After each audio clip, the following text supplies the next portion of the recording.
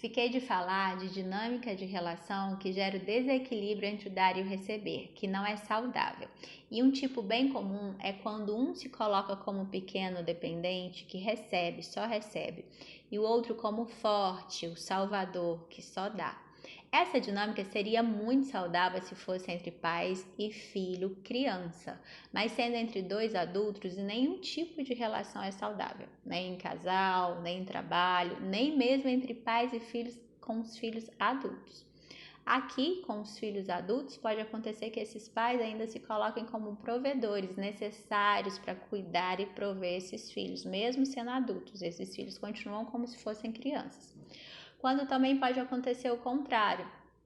Esses pais se colocam como frágeis, pequenos, dependentes, e esses filhos como os grandes, os salvadores, que orientam, que dão broncas nesses pais, que cuidam desses pais como se os pais fossem crianças.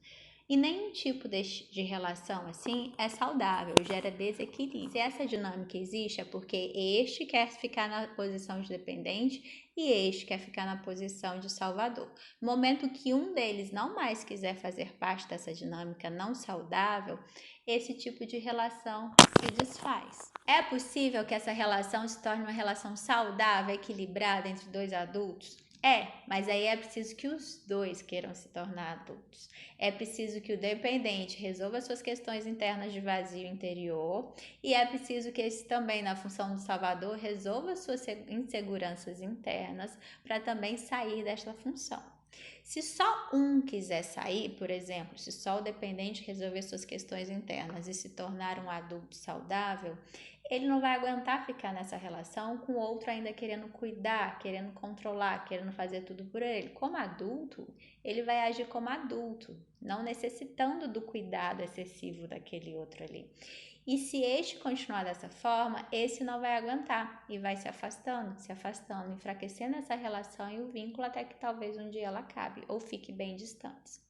Como também o contrário, se este também trabalhar suas questões e não mais querer assumir essa função de salvador, agora se tornar um adulto saudável, e este outro continuar como dependente, ele também, este adulto saudável, não vai aguentar o peso de ficar carregando esse outro nas costas, de ter que fazer tudo por ele.